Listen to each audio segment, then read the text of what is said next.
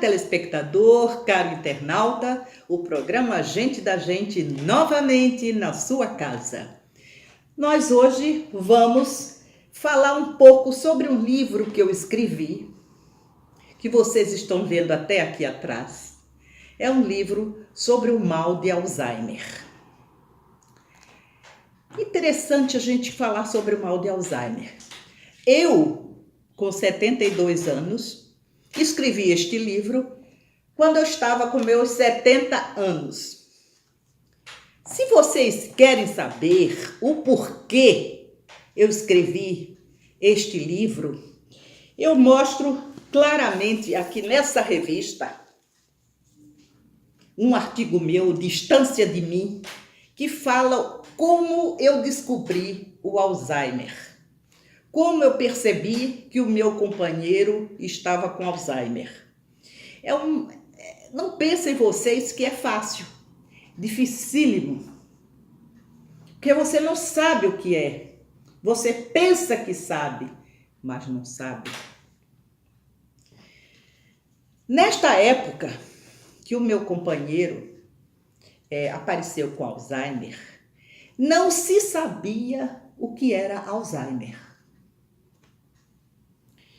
Então, aos poucos, eu no meu consultório, lá no Rio, porque em Maceió eu nunca trabalhei como psicóloga, eu fui vendo quantas pessoas apareciam com um tipo de demência, sempre após 60 anos. Eu fui estudando aquilo, fui lendo, fui vendo como que era, e eis que eu escrevi este livro.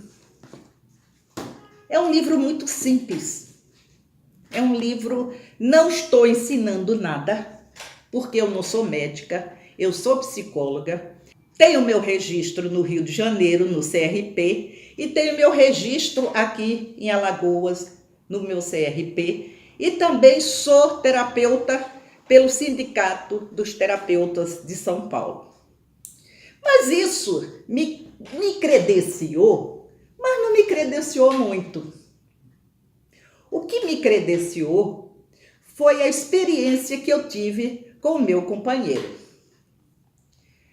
Para eu falar para vocês o que é o Alzheimer, eu tenho que começar conversando sobre o descobridor da doença. O nome dele, Alois Alzheimer, um alemão psiquiatra. Interessante que ele foi observando uma moça que chegou com 50 e poucos anos lá no lugar, internada na psiquiatria, e ele verificou que esta moça, aos poucos, a demência ia aumentando.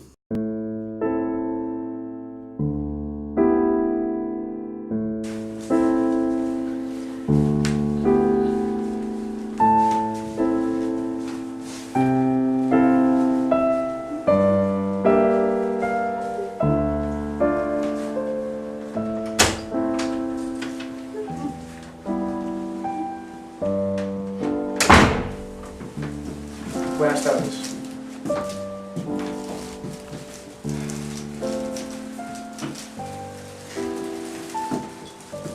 ¿Cómo se llama? Augusto. ¿Apellidos? Augusto. ¿Cómo se llama su marido? Augusto. ¿Su marido? Ah, bueno. Mi marido. ¿Está casada? ¿El Augusto? ¿Señora? Sí, el Augusto.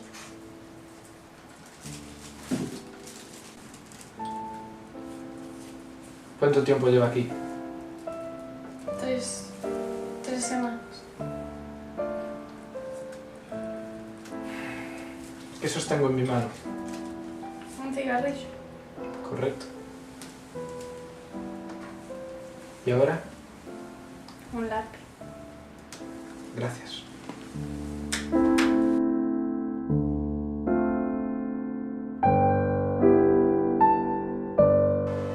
¿Dónde se encuentra ahora? este momento no tengo. Por ahora, como dije, medios no tengo. Habría que...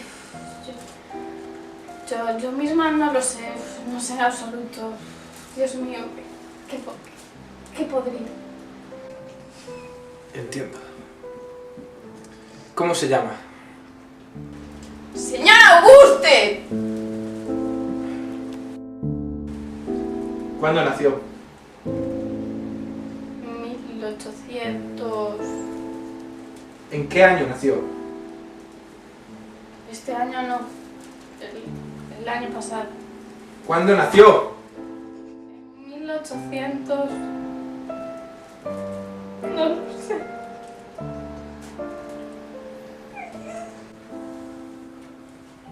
¿Qué es lo que le he preguntado? Ah, Auguste. ¿Tiene hijos? Sí, una hija. ¿Cómo se llama? Tecla.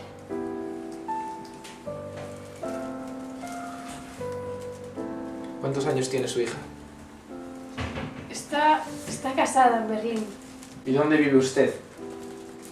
Vivimos en casa. ¿Cómo se llama su marido? No sé. ¿El nombre de su marido? Mi marido no está aquí en este momento. ¿Cómo se llama su marido? Wilhinkar. No sé si puedo darlo así. ¿Qué es su marido? Funcionario de la administración. Estoy tan confusa, no puedo. ¿Cuánto tiempo lleva aquí?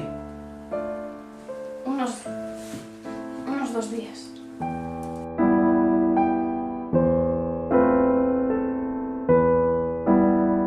¿Cuándo se casó? En este momento no lo sé, pero esa mujer vive en el mismo pasillo. ¿Qué mujer? La mujer donde vivimos. Entiendo. ¿Qué es esto? El lápiz.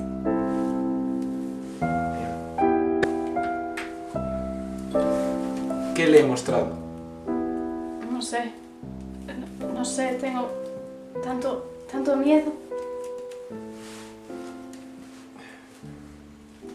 ¿Cuántos dedos hay aquí? 3. ¿Todavía tiene miedo? Sí. ¿Cuántos dedos le he mostrado? Entonces estábamos en Frankfurt del Main. ¿Cuántos años tiene usted? 57 años. ¿Y cuánto tiempo lleva aquí? Lo había apuntado usted. 57. ¿57? ¿Qué? ¿Quién soy yo? No lo sé. ¿Quién soy yo? De verdad, no soy capaz. ¿Quién soy yo? Pues... Vamos, dirígete a mí. ¿Cómo me llamabas antes?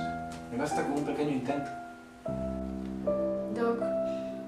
Doctor. Sí. ¿Qué soy yo? Doctor.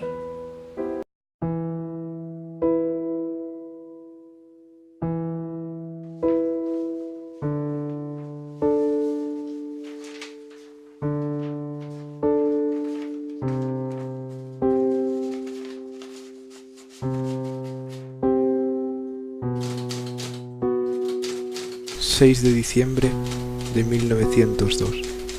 La paciente no mejora. No podemos dejarla en la sala común con los otros internos, porque se enfada y les tira del pelo.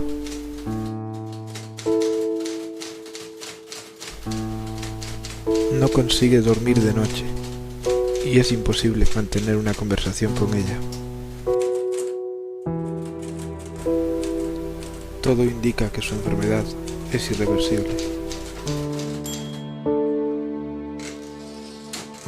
Solo puedo esperar que este caso nos permita conocer más sobre esta enfermedad y poder tratar a futuros pacientes.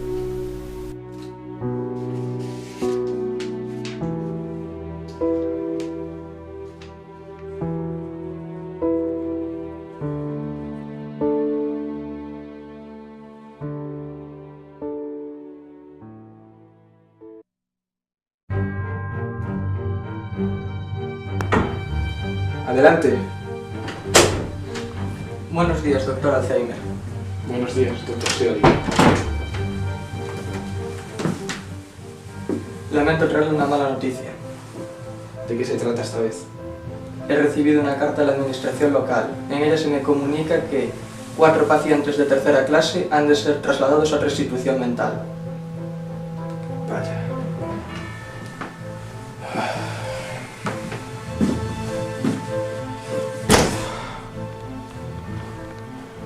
Nadie debería ser tratado diferente en función a su poder adquisitivo. No podemos permitirlo. Mañana a primera hora enviaré un recurso, pero no creo que nos lo pongan fácil. Tenemos que conseguirlo, sobre todo Augusti.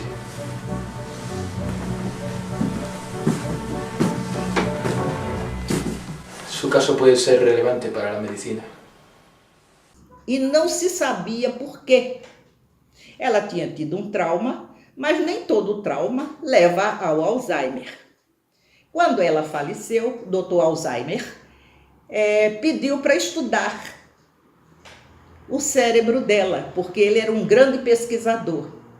E ele, ao estudar o cérebro dela, ele descobriu que existe diferença entre o cérebro normal e o cérebro portador do Alzheimer. Vamos mostrar para vocês o que é um cérebro. Um cérebro é o centro de tudo. É dele que manda todos os estímulos nervosos vão para ele, saem dele, mandam para o corpo. Eu vou falar como eu sei. Eu não sou médica, não sou neurologista, mas sou psicóloga. Escrevi este livro e tive uma experiência muito interessante. Então, o cérebro, como vocês estão vendo, é muito interessante a gente observar como que ele é feito assim, como se fosse de gomos, não é? Mas todos os neurônios têm seus terminais no cérebro. Daí dizer que o mal de Alzheimer é uma demência oriunda do ressecamento dos neurônios. E os neurônios, meus amigos, eles não se recuperam. A maioria dos problemas de nosso corpo, dos nossos órgãos, se recuperam. Mas o Alzheimer não se recupera porque os neurônios não se recuperam. E eu vou mostrar para vocês como é que funciona um cérebro normal, está aqui vendo do meu lado, e como é que funciona um cérebro que está portador do mal de Alzheimer. Vejam esta figura, esta imagem, a diferença que existe entre esses dois cérebros com o corte, claro. Para se estudar, tem que fazer um corte no cérebro. Aí vocês me perguntam, como que se pode diagnosticar o mal de Alzheimer? Meus telespectadores, meus caros internautas, a experiência de um profissional é tudo. Um profissional da área de medicina, da área de neurologia, da área de neurocirurgia, ele, de imediato, ele sabe o que é o Alzheimer. Como? Pelo que a pessoa conta. A história do Alzheimer, a história do paciente, é quem diz o que ele está sentindo. E o quem diz a doença que ele tem. Nós vamos estudar um pouco sobre o Alzheimer, dizendo que é importante que se faça exame de sangue, e se faça exame de imagiologia, tudo que tiver direito, computadorizada, qualquer exame que se possa fazer é importante para você saber o seu Alzheimer.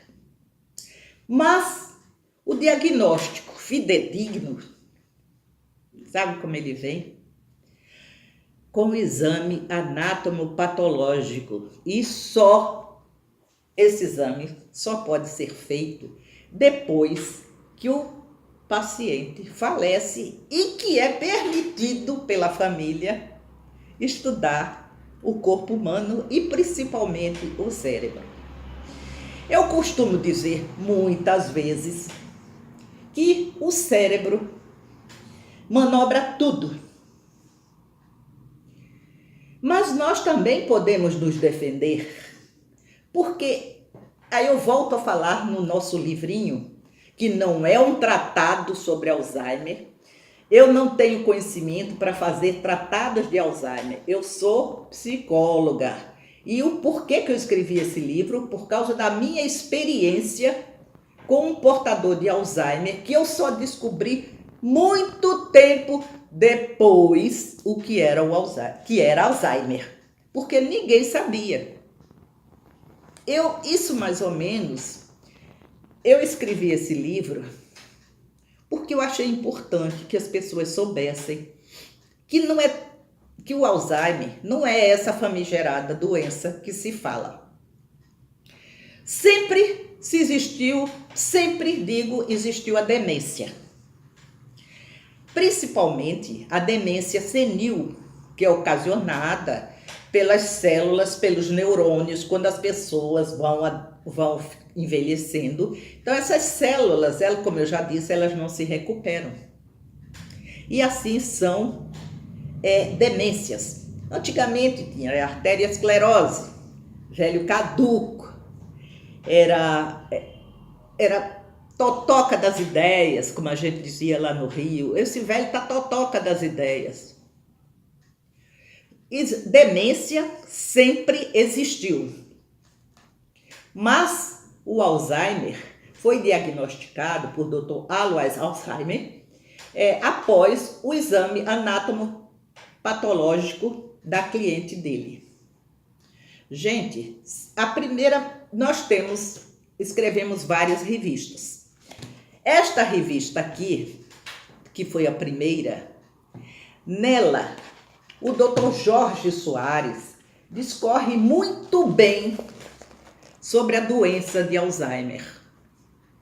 Interessantíssimo. Essa foi a primeira revista que nós fizemos, que nós editamos, a Revista Cultural Gente da Gente. Essa Dr. Jorge Soares, ele escreveu sobre o Alzheimer. E nesta aqui, na quarta, eu descrevi a minha experiência com a doença de Alzheimer, que eu nem sabia o que era. Se vocês quiserem ler, essa revista não é vendida. Esta revista nós doamos, porque temos a colaboração dos escritores. Aí nós escrevemos um artigo, Distância de Si, que fala como que começa o Alzheimer. Muito interessante a gente saber que o Alzheimer, ele ataca os 5 sentidos. Quais são os nossos 5 sentidos? Você sabe? Claro que sabe. Já se fala até que tem o 6º sentido. Será que existe o 6º sentido? Porque o 6º sentido abrange tudo. Todos os outros sentidos, que é o social. Mas fiquemos nos que já conhecemos, os sentidos que nós conhecemos. Vamos apelar agora para o nosso livro. E temos assim o prazer de dizer que nós conversamos aqui no nosso livro sobre o cérebro, como vocês já viram. E agora nós vamos falar sobre os sentidos. Todo mundo sabe quais são os nossos sentidos. Será que não sabe? Sabe, sim. E como sabe? Nós temos o tato, o paladar, a audição, a visão e a respiração. Será que chama-se respiração mesmo? Nós vamos para o nosso intervalo e voltamos daqui a pouco.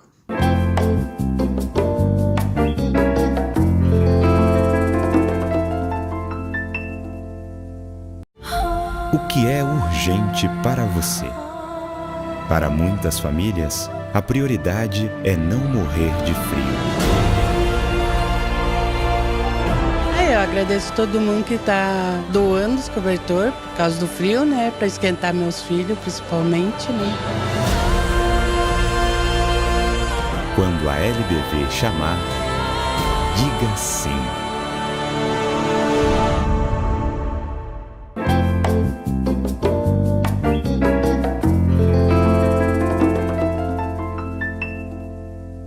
Voltando do nosso intervalo, hoje nós estamos falando sobre o mal de Alzheimer. E eu aproveitei para fazer umas colas aqui do livro que eu escrevi. Mal de Alzheimer, o que é, como prevenir. Nós ficamos falando sobre os sentidos. Os nossos sentidos são 5. Aí eu leio para vocês. Audição,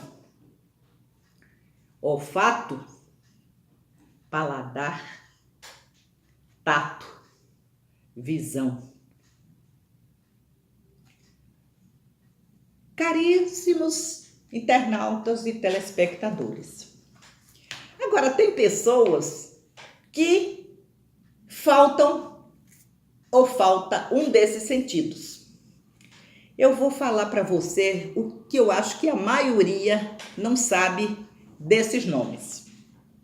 Você sabe por onde exercitamos a audição? Claro que é pelo ouvido. Você sabe que quando exercitamos o olfato, é pelo nariz. Você sabe que quando exercitamos o paladar, é pela boca. Quando exercitamos o tato, é pela mão. E quando exercitamos a visão, é pelos olhos. E, como eu disse a vocês, já estão aí querendo colocar o sexto sentido, que é o emocional e social. Por que emocional? Porque são os sentidos exacerbados pelas nossas emoções. Social, por nos impor o sentido de como viver. Vocês concordam? Não sei. Agora, uma coisa interessante que eu quero que vocês saibam. Vocês sabem como chamam quem não tem audição?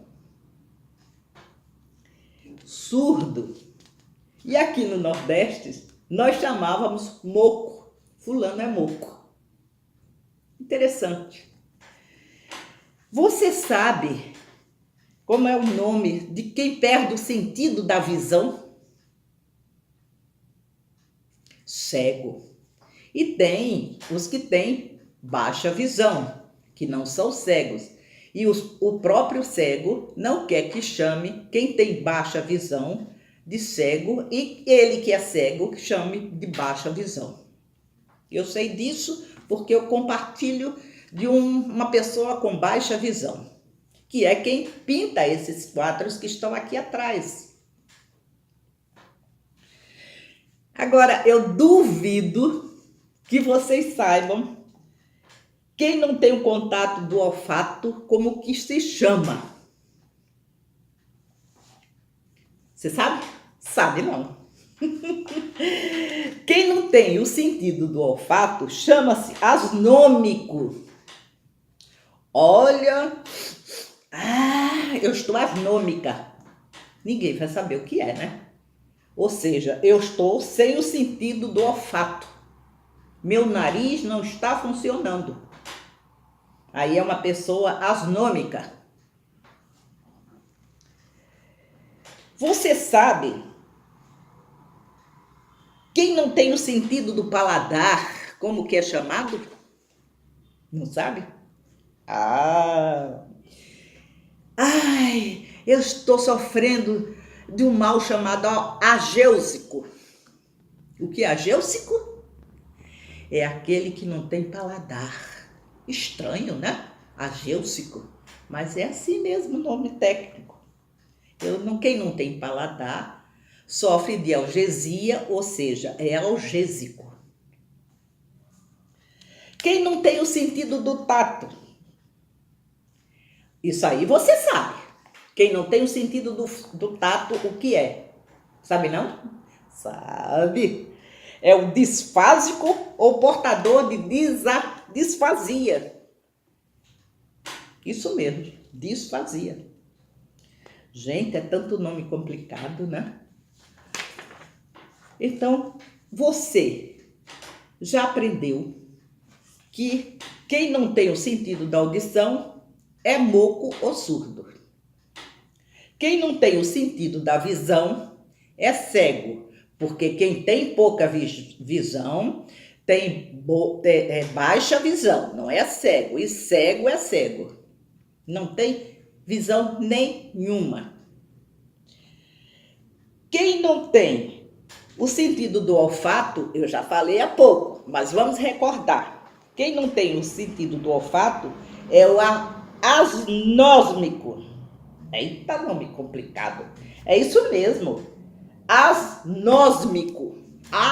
Asnósmico. Complicado, né? É que a perda da função do nervo olfativo. Aquele que a gente sente os cheiros bons, os cheiros ruins. Fulano, eu não vou com fulano.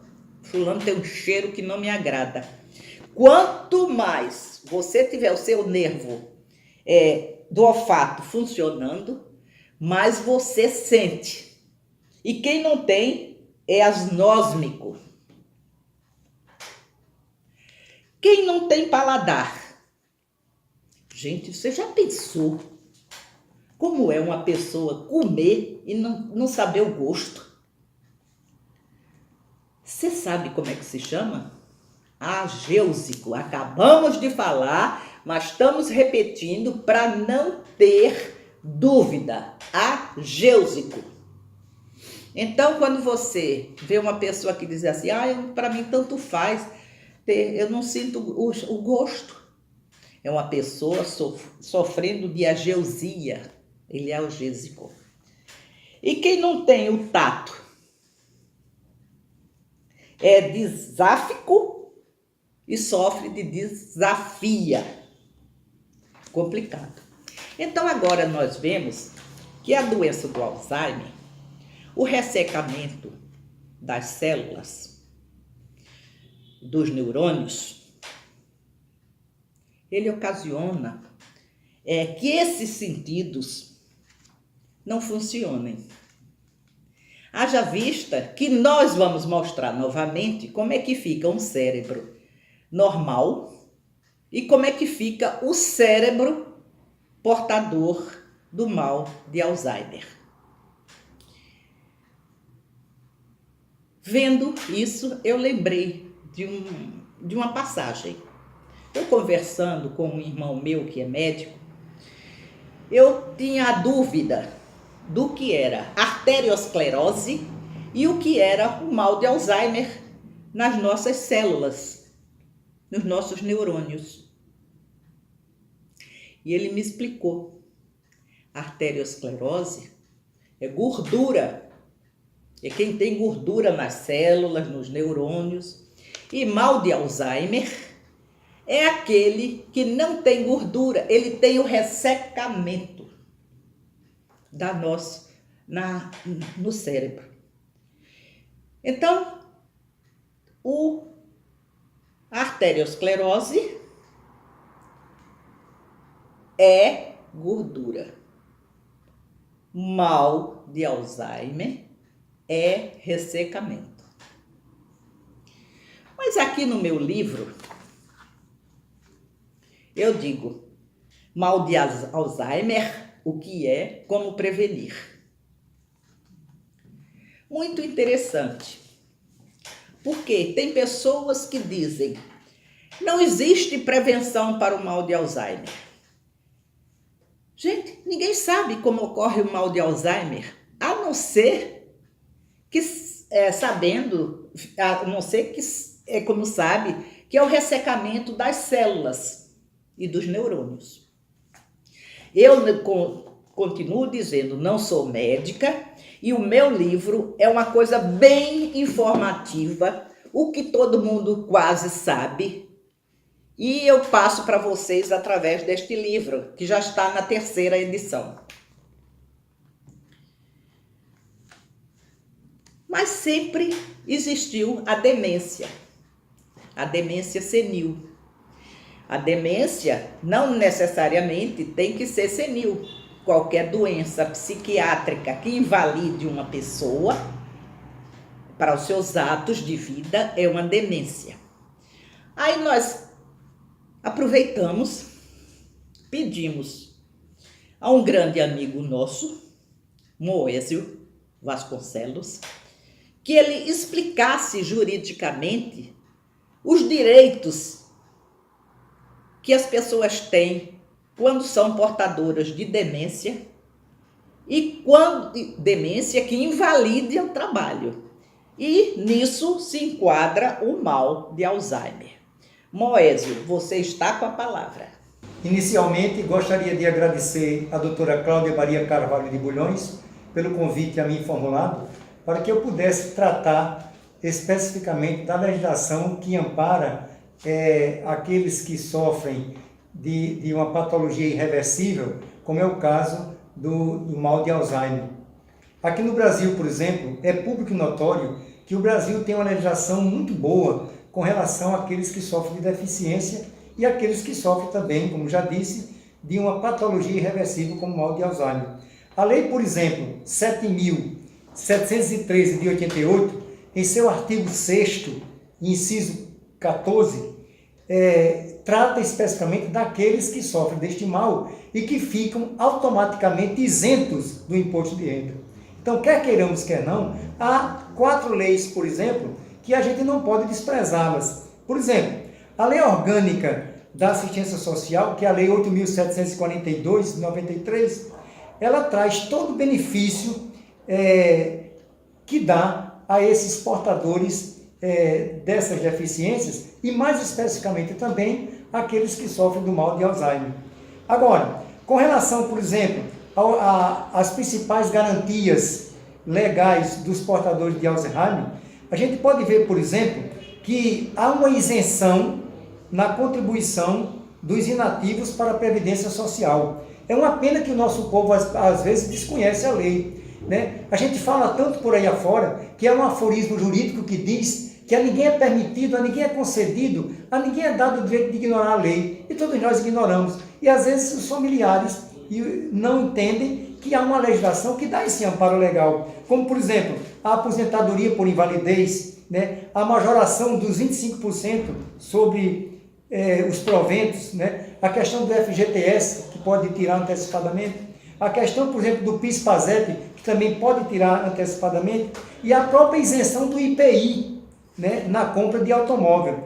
E mais ainda, com relação à quitação, ao financiamento de casa própria pelo sistema financeiro de habitação, né? As pessoas desconhecem isto e a lei é muito clara nesse sentido. E, sobretudo, também no fornecimento de medicamentos que deve ser dado pelo próprio SUS, que muitas vezes as pessoas têm que requerer em juízo para poder conseguir essa medicação. Então, com relação, por exemplo,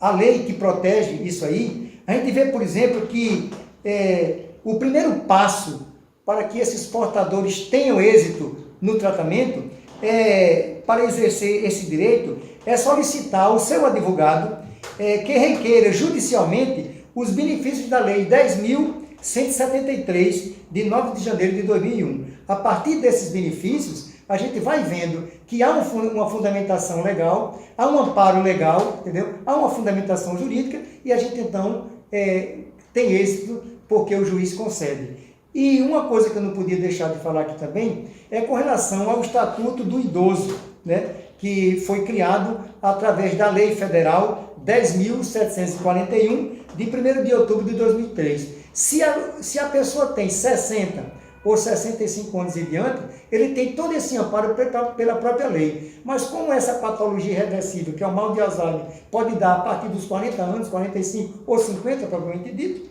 a gente vê que ele tem esses benefícios através dessas leis que a gente pode observar. Voltando, após essa grande explicação, a grande informação do Dr. Moésio Vasconcelos,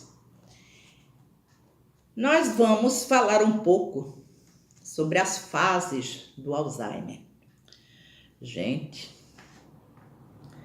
hoje em dia está ficando vulgarizado o mal de Alzheimer. Eu digo vulgarizado porque qualquer esquecimento que a pessoa tem, diz assim, olha o alemão, olha o alemão.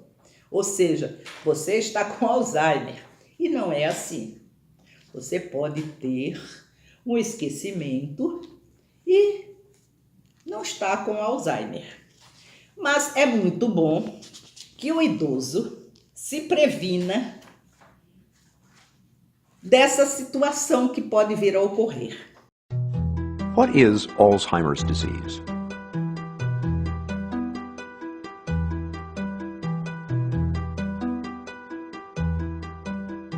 Alzheimer's is a slow, fatal disease of the brain affecting 1 in 10 people over the age of 65.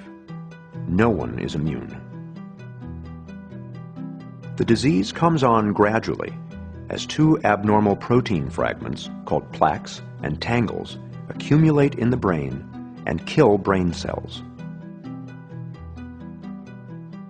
They start here in the hippocampus, the part of the brain where memories are first formed. Over many years' time, the plaques and tangles slowly destroy the hippocampus, and it becomes harder and harder to form new memories. Simple recollections from a few hours or days ago that the rest of us might take for granted are just not there. After that, more plaques and tangles spread into different regions of the brain, killing cells and compromising function wherever they go. This spreading around is what causes the different stages of Alzheimer's. From the hippocampus, the disease spreads here to the region of the brain where language is processed. When that happens, it gets tougher and tougher to find the right word. Next, the disease creeps toward the front of the brain, where logical thought takes place. Very gradually, a person begins to lose the ability to solve problems, grasp concepts, and make plans. Next, the plaques and tangles invade the part of the brain where emotions are regulated. When this happens, the patient gradually loses control over moods and feelings. After that, the disease moves to where the brain makes sense of things it sees, hears, and smells. In this stage, Alzheimer's wreaks havoc on a person's senses and can spark hallucinations.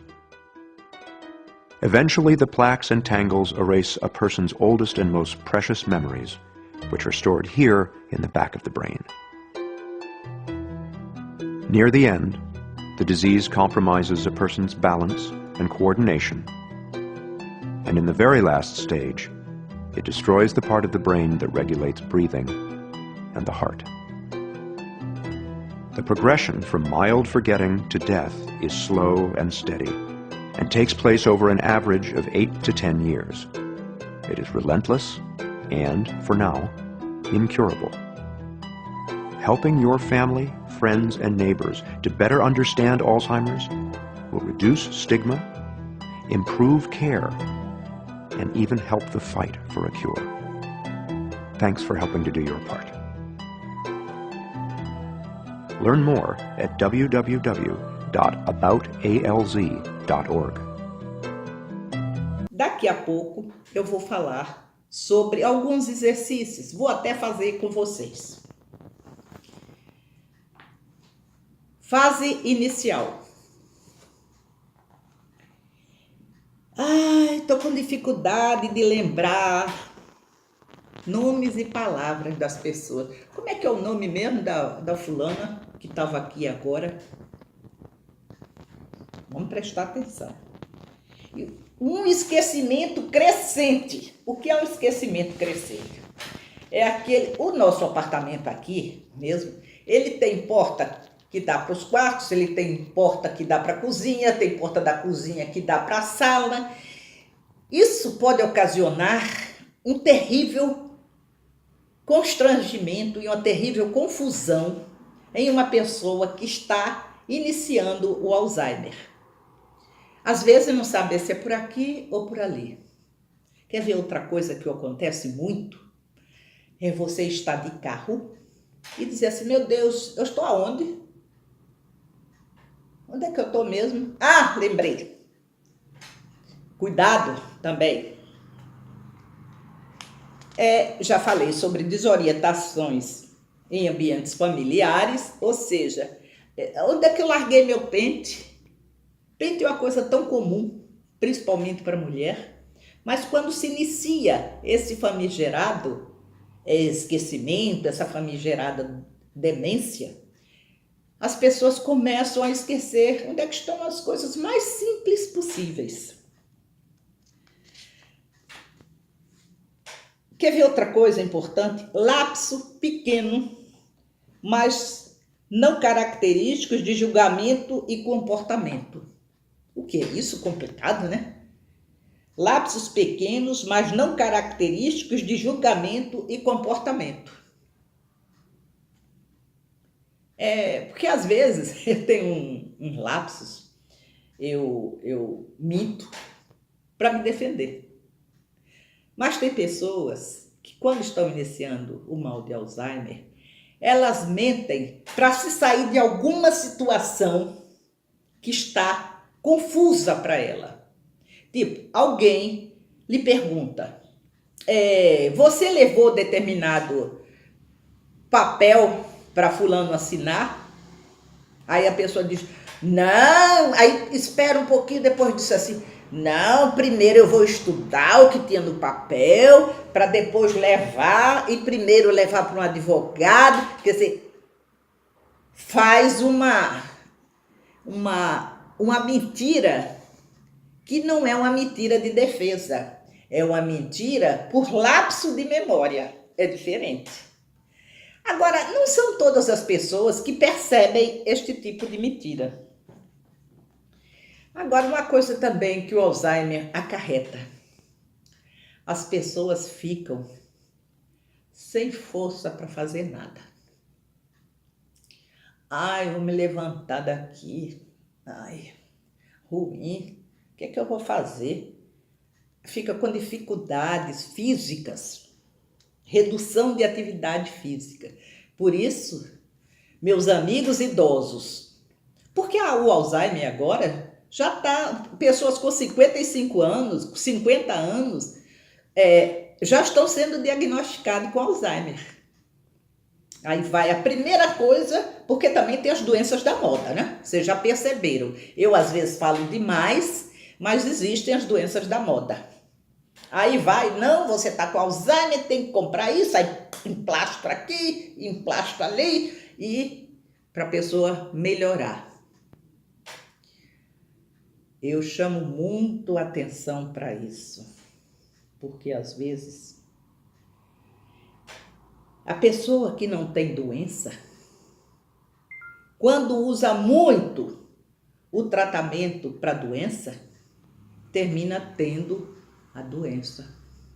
Tem um nome muito interessante. Iatrogenia. Você não tinha aquela doença e terminou fazendo aquela doença, tomando ou colocando remédio, seja em plástico, seja isso, sem ter a doença. Aí faz a famigerada iatrogenia. Eu tenho um medo danado de iatrogenia. Meu caro telespectador, meu caro internauta, nós que fazemos, eu digo nós porque eu faço, automedicação. Tenho dor de cabeça, vou lá, tomo meu remédio. Tô com isso, vou lá, meço verifico minha pressão arterial. Aí não, vou tomar isso para dor de cabeça, isso para sinusite, remédio de olho para não sei para quê. E assim a gente vai na automedicação. E às vezes essa automedicação ocasiona esse termo bonito que eu falei, iatrogenia. Eu sou Cláudia de Bulhões e vamos para mais um intervalo do nosso programa.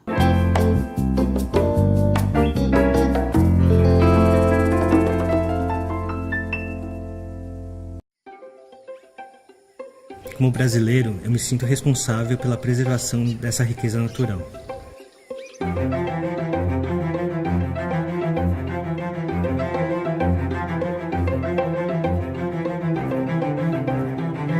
Fiquei sabendo sobre os corais da Amazônia por meio de uma ação de comunicação que o Greenpeace fez, falando sobre a descoberta desses corais super raros e também sobre a ameaça que eles estavam enfrentando, né? Então foi aí que eu assinei a petição e aí estou acompanhando até hoje o desenrolar dessas ações, né?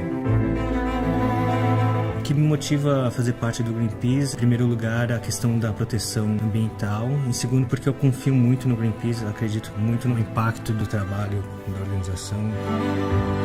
Uma imagem que vem bem forte na minha cabeça foi aquela ação no Cristo Redentor e também da ação contra a caça de baleias. Eu sou contra a ação das petrolíferas por conta do grande risco de um desastre ambiental, causando a morte dos corais e também um impacto em toda a população que sobrevive por meio da pesca ou do turismo naquela região. Eu e mais 1.700.000 pessoas já assinamos a petição, mas precisamos que mais pessoas se envolvam com essa campanha, para que essa ameaça deixe de existir completamente. Eu sou Victor Teramoto, doador, e também defendo os corais da Amazônia. Venha com a gente, somos Greenpeace.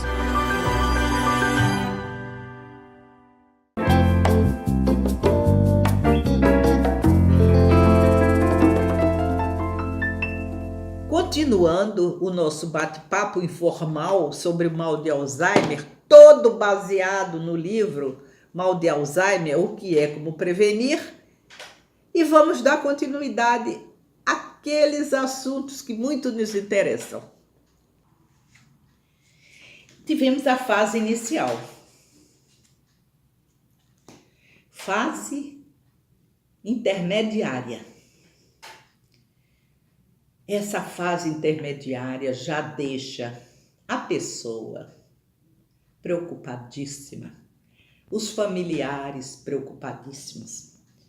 Meus amigos, meus telespectadores, você que está nos ouvindo e que tem um portador de Alzheimer na sua casa, eu vou dar um alerta. Você não pode nem deve ser cuidador deste portador de Alzheimer, que eu nominei de alzheimático, isso eu que chamo, viu? Alzheimático, 24 horas por dia. Você não aguenta. Você termina estressado, você termina ficando assim, sem paciência. E termina você adoecendo. Quantas pessoas nós vemos que tinham portadores de Alzheimer em casa e fizeram a passagem, morreram, faleceram, primeiro do que o seu doente. E eu também alerto para o seguinte: cuidador de idoso, cuidador do portador de Alzheimer, muitas vezes se tem a mania de pegar como é que nós dizemos, uma pessoa que está trabalhando conosco, ou uma pessoa doméstica, e colocar como cuidadora. Cuidado. Essa pessoa não tem experiência para ser cuidadora de portador de Alzheimer. Essa pessoa tem curso de AUX de enfermagem, auxiliar de enfermagem. Essa pessoa tem cursos de primeiros socorros, mas não tem um curso especializado de cuidador, de portador de Alzheimer. Tem isso tudo, Cláudia? Tem. Agora, claro, nem todos podem ter uma pessoa especializada, uma pessoa com essa formação. Então, procure oferecer esta formação a esta pessoa antes dela começar a dormir com esta pessoa como portador de Alzheimer, antes dela começar a ficar o dia todo com o portador do Alzheimer. Porque ela também não tem formação e o emocional dela também não aguenta. Nesse meu livro muito simples que está aqui, eu falo um pouco sobre o cuidador de idoso.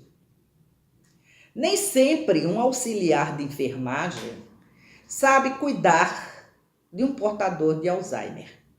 E nem sempre tem nervos para cuidar de um cuidador de Alzheimer. De um portador de Alzheimer, desculpe.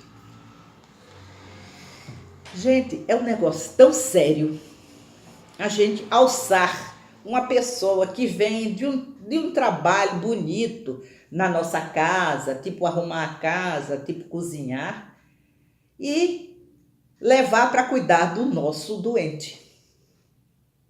Essa pessoa também pode ficar doente. Porque você não consegue, sem uma preparação adequada, ficar com aquela pessoa 12 horas todos os dias, mesmo que tenha, mas eu tenho 2, Cláudia, de bulhões, um de dia e outro de noite. Não tem nervos, a pessoa que não está preparada não tem nervos para ficar com portador de Alzheimer durante 12 horas todos os dias. Como você vai se virar, eu não sei, mas eu estou alertando. Aí nós queríamos também, antes de passar para as outras fases, para a fase intermediária, queria conversar com vocês sobre prevenção. Porque no nosso livro aqui tem mal de Alzheimer, o que é, como prevenir. Prevenir mal de Alzheimer? Até hoje, que os doutores me desculpem, mas eu não sou médica, não sou neurologista, não sou neurocirurgiã, mas estou com 72 anos de experiência e já vi muita coisa de portadores do Alzheimer. Então, eu estou falando, não estou dando diagnóstico, eu não estou entrando na seara do meu colega médico. Porque quando eu trabalhei na Previdência, que eu fui de um dos últimos concursos para a Previdência, no Rio de Janeiro, nós trabalhávamos em equipe e ninguém conhecia o mal de Alzheimer naquela época. Hoje, todos conhecem e querem conhecer o mal de Alzheimer. Conhecer, disse bem. Então, uma das coisas que a gente tem que fazer você dirige o seu carro. Antes de entrar na fase intermediária, eu vou conversar um pouquinho sobre isso. Você dirige o seu carro. Você todo dia vai para o seu trabalho e volta do seu trabalho pelo mesmo caminho. Faça isso mais não. Mas é mais prático ir por aqui, é mais prático vir por ali. Faça não. Estimule o seu cérebro, estimule os seus neurônios a processos de mudança. Quer ver uma coisa muito simples também? Todo mundo que é destro só se ensaboa com a mão direita. Ok. Vamos trocar um pouquinho, vamos nos ensaboar com a mão esquerda. Agora, como nós somos idosos, nós temos que ter no nosso banheiro aquelas garras que nós pegamos para nos ensaboarmos, para não termos perigo de cair.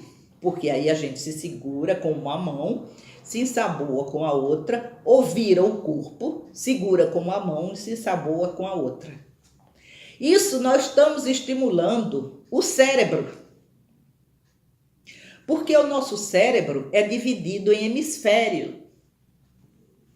Temos o hemisfério, que nós vamos mostrar aqui, para vocês entenderem melhor. Temos o hemisfério da direita e temos o hemisfério da esquerda. Cláudia, hemisfério da direita e hemisfério da esquerda? Sim, meus companheiros, hemisfério da direita e hemisfério da esquerda.